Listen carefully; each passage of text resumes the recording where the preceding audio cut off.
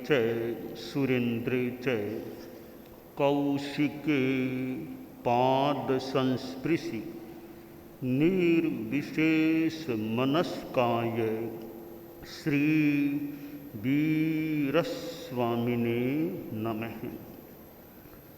आयारो आगम में कहा गया है, इमेणम चेव जुज्झाहि किं ते जुज्झेण बद्धओ। दुनिया में युद्ध की बात भी चलती है। राष्ट्रों के बीच युद्ध हो जाता है। यूँ कलह झगड़ा परिवारों में हो सकता है, व्यक्ति व्यक्ति में लड़ाई हो सकती है। यह संसार में चलने वाला कलह, लड़ाई झगड़ा, युद्ध है। आयारो आगम में युद्ध की बात तो बताई गई है, वह एक आध्यात्मिक युद्ध की बात है। शास्त्र में कहा गया, इमेणम चेव जुज्झाहि, कि इसी के साथ युद्ध करो। किं ते जुज्झेण बद्धओ, बाहर के युद्ध से तुम्हें क्या मतलब, इसी के साथ लड़ो। अब इसी के साथ किसके साथ लड़े? आत्मा के साथ कर्म शरीर है, कार्मण शरीर है। कार्मण शरीर के साथ युद्ध करो, कर्मों को काटो। यह आत्म युद्ध, अध्यात्म युद्ध, जिसमें कोई बाह्य शस्त्रों की जरूरत नहीं, कोई बम की जरूरत नहीं, तलवार, रिवॉल्वर, बंदूक आदि कुछ अपेक्षित नहीं। ये बाहर की चीजें हैं। भीतर का युद्ध करना है, उसमें मुख्यतया भीतर से ही वह युद्ध हो सकता है। आत्मयुद्ध है तो आत्मा 8 बताई गई हैं। 25 बोल प्रसिद्ध हैं और 16वां बोल आत्मा 8। द्रव्य आत्मा, कषाय आत्मा, योग आत्मा, उपयोग आत्मा, ज्ञान आत्मा, दर्शन आत्मा, चारित्र आत्मा, वीर्य आत्मा। अब ये 8 आत्माएं हैं। इनमें कषाय आत्मा है। योग आत्मा में अशुभ योग आत्मा भी है। दर्शन आत्मा में मिथ्या दर्शन आत्मा भी है। तो आत्मयुद्ध में हमें किसको खत्म करना है? कषाय आत्मा को खत्म करना है। अशुभ योग आत्मा को खत्म करता है और मिथ्या दर्शन आत्मा को खत्म करना है। इन 3 चीजों को नष्ट करना है। कषाय आत्मा नष्ट हो, अशुभ योग आत्मा नष्ट हो, आगे जाकर तो पूर्णतया योग आत्मा भी नष्ट करने की है।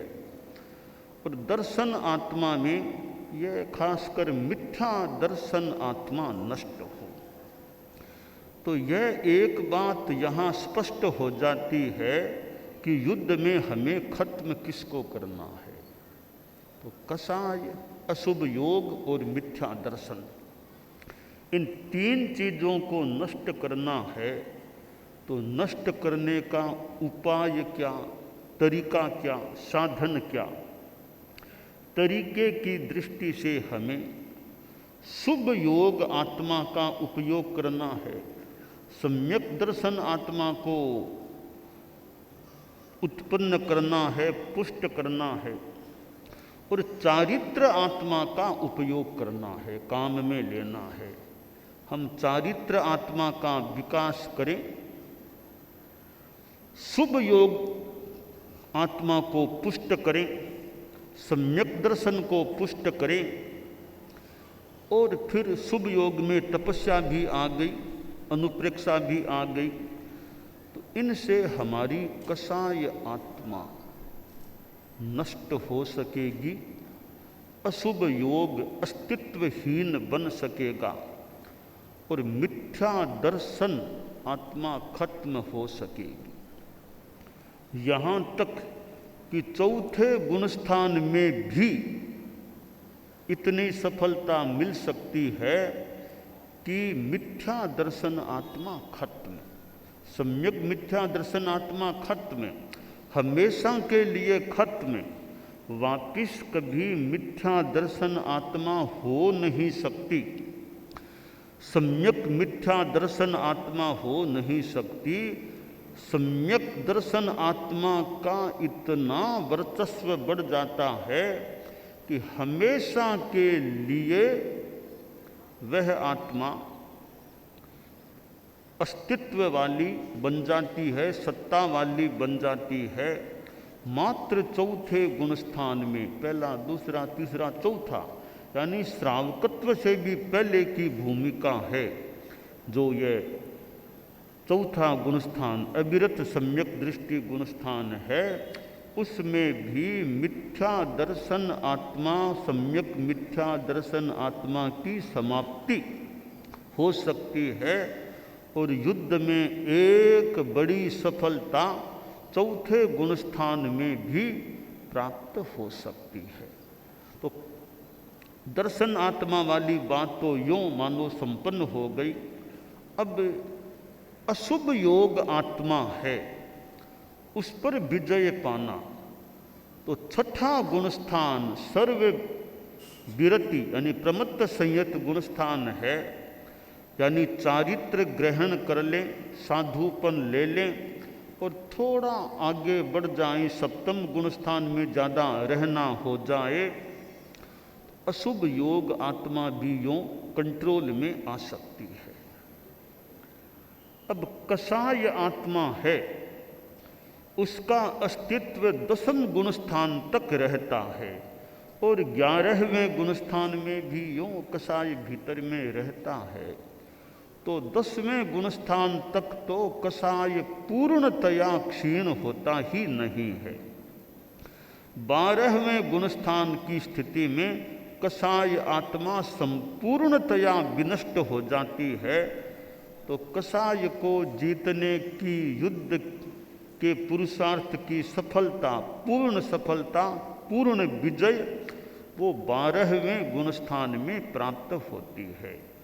मिथ्या दर्शन, सम्यक मिथ्या दर्शन की समाप्ति की विजय चौथे गुणस्थान में भी हो सकती है, आगे भी हो जाए, कम से कम सबसे पहले होगी तो चौथे गुणस्थान में होगी, चौथे गुणस्थान में न हो तो आगे हो सकती है, पर सबसे पहली सीढ़ी हो तो चौथे गुणस्थान में भी हो सकती है।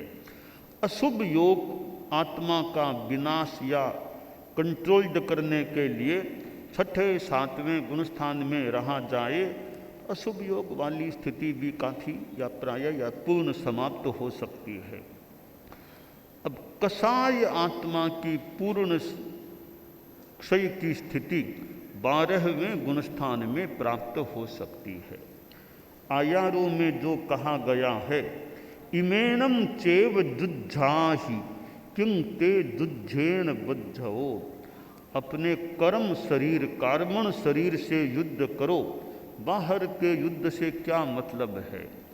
तो कार्मण शरीर से युद्ध करने के लिए कसाय आत्मा, अशुभ योग आत्मा और मिथ्या दर्शन, सम्यक मिथ्या दर्शन आत्मा, इनके साथ लड़ने की जरूरत है। इन्हें क्षीण करने की आवश्यकता है और उसके लिए हमें चारित्र आत्मा का सहयोग लेना होता है, शुभ योग आत्मा का सहयोग लेना होता है और सम्यक दर्शन आत्मा का सहयोग लेना होता है।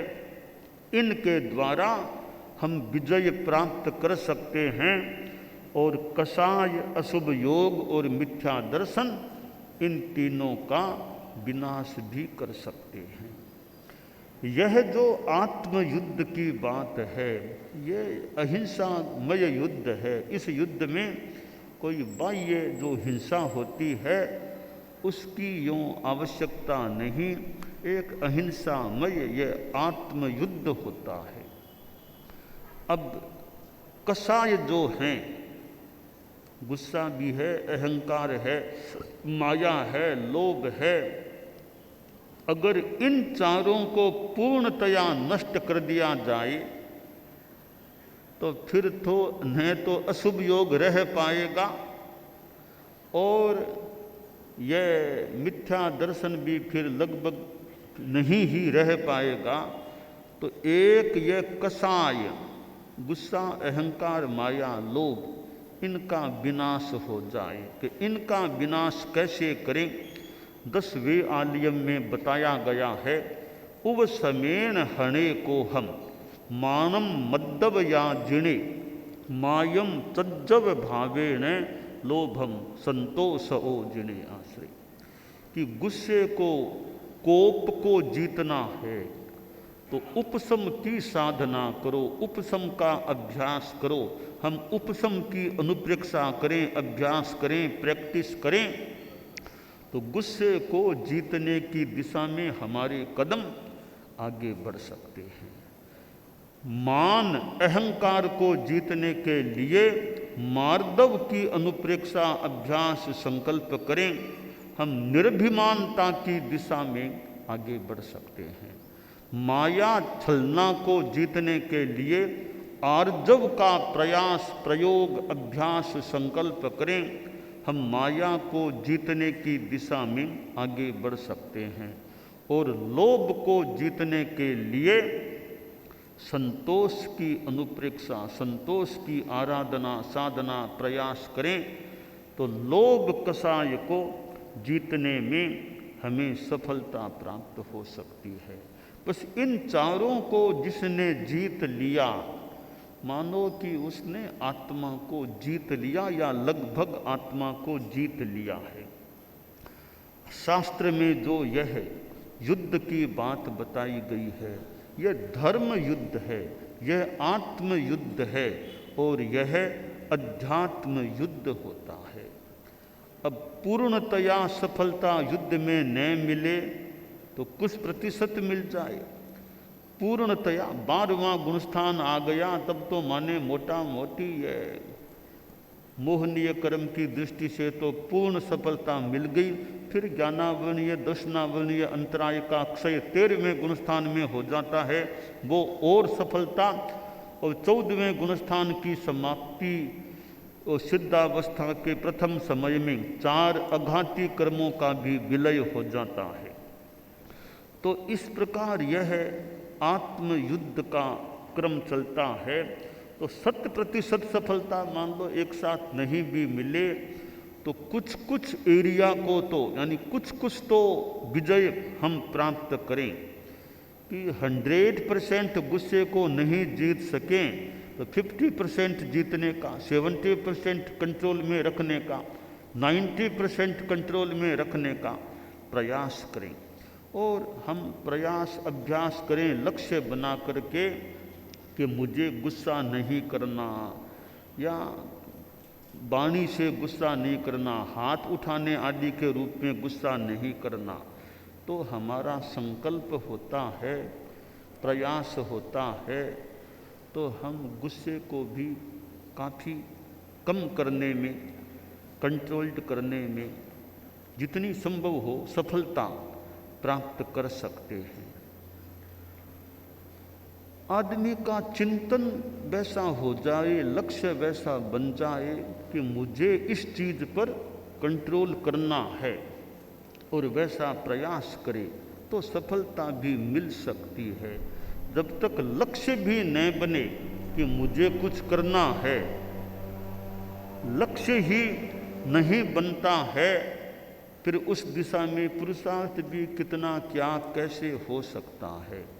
तो लक्ष्य निर्धारण मेन थिंग है कि मैं अपना जीवन का एक अच्छा लक्ष्य बनाऊं, गोल डिसाइड करूं और फिर उस लक्ष्य की प्राप्ति के लिए जो साधन सामग्री काम में लेनी है, जो उपाय करना है, वह उपाय करने का भी प्रयास करूं। गुस्से को उपशम के द्वारा जीतना और अहंकार का कहीं भाव आता है तो मार्दव के द्वारा घमंड को जीतने का, कि मैं घमंड को छोड़ूं, निरहंकार बनूं।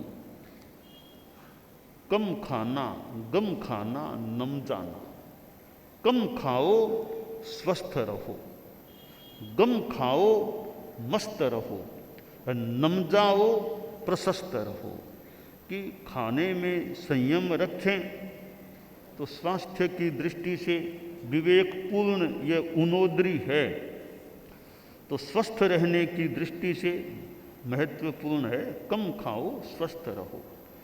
और गम खाओ, मस्त रहो। मौके पर क्षमा धारण कर ले, गम खा ले कि मुझे नहीं बोलना, अभी गुस्सा नहीं करना। गम खाओ और खूब प्रसन्न मस्त रहो। और नम जाओ, जो पूजनीय हैं उनके सामने झुक जाएं, नम जाएं, तो जीवन हमारा प्रशस्त रह सकेगा। कि ठीक है, आदमी हर कहीं न भी झुके, पर जहाँ झुकना अच्छा है, बढ़िया है, वहाँ आदमी झुके भी। हमारे पूजनीय हैं, आराध्य हैं, उनके सामने किस बात का घमंड। घमंड तो कहीं भी नहीं करना चाहिए, तो जो पूजनीय हैं उनके सामने हम झुकें, प्रणत हो जाएं, यह हमारे लिए प्रशस्त रहने का एक साधन, एक उपाय बन सकता है। तो यह युद्ध है वो बिल्कुल एक निराला युद्ध है, विशेष युद्ध है।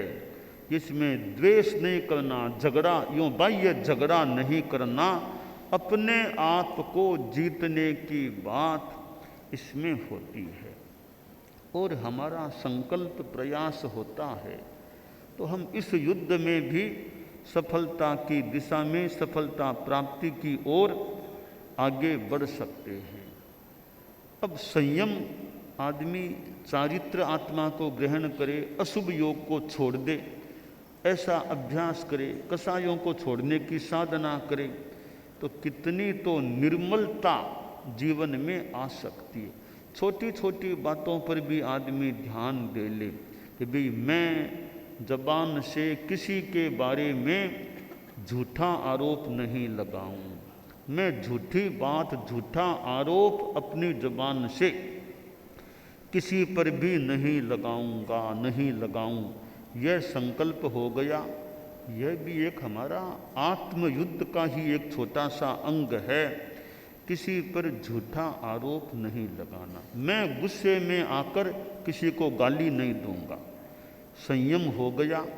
यह भी आत्मयुद्ध की दिशा में सफलता पाने का एक प्रयोग छोटा सा हो जाता है।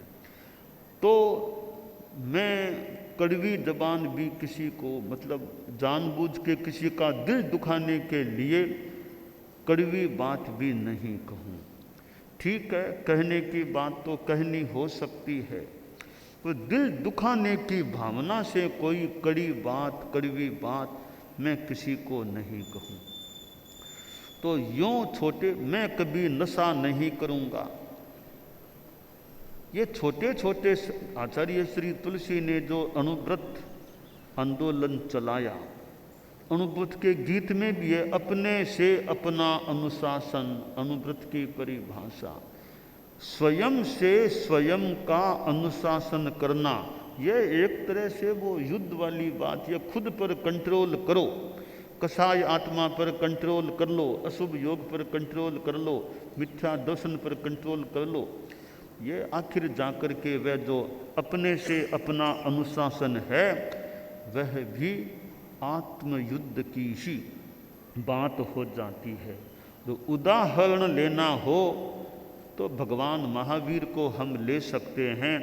अभी भगवती संवत्सरी का पादार्पण हुआ था, उसकी आराधना की गई थी और पर्युषण भगवती संवत्सरी के दिनों में भगवान महावीर की अध्यात्म यात्रा का भी वर्णन किया गया।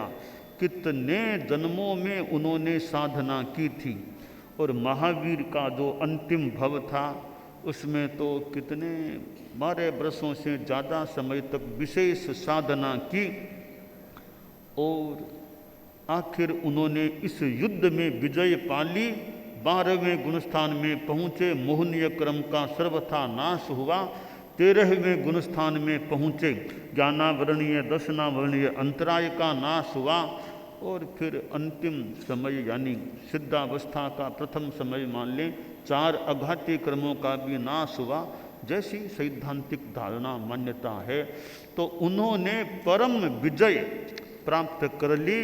तो भगवान महावीर ने भी मानो युद्ध किया था, कितने जन्मों में उनका युद्ध चला, और आखिर उस युद्ध की समाप्ति वो महावीर के भव में हुई। संपूर्णतया विजय प्रभु महावीर ने प्राप्त कर ली। वो विजय आत्म विजय थी, वो विजय कर्म विजय थी। तो वह आत्म विजय की, आत्मयुद्ध की बात हम भगवान महावीर के जीवन चरित्र में देख सकते हैं। और भी कितने कितने साधु चारित्रात्मा जिन्होंने केवल ज्ञान प्राप्त किया है, सिद्धावस्था को प्राप्त किया है, उन्होंने भी आत्म विजय में संपूर्ण सफलता को प्राप्त किया। तो गृहस्थ भी सफलता कुछ अंशों में प्राप्त कर ही सकते हैं, और कई कई मनुष्य गृहस्थ के वेश में हैं, परिवेश वेश में हैं, साधु का वेश नहीं लिया, साधुपना यूँ मानो पचका भी नहीं, पर उनकी वो आत्म विजय की साधना ऐसी हो जाती है कि गृहस्थ के वेश में ही उनको केवल ज्ञान प्राप्त हो जाता है, या कोई सिद्धावस्था को भी प्राप्त हो जाए तो बिना साधु का वेश लिए भी वे आत्म विजय के क्षेत्र में संपूर्ण सफलता को प्राप्त हो जाते हैं। तो ये हमारे आगमों की ऐसी तत्वज्ञान संबंधी, साधना संबंधी बातें हैं। तो आयारों में यहाँ जो कहा गया, इमेनम चेव जुज्झाहि किं ते जुज्झेन बद्धो, इसी कारमण शरीर से युद्ध करो, बाहर के युद्ध से तुम्हें क्या मतलब है।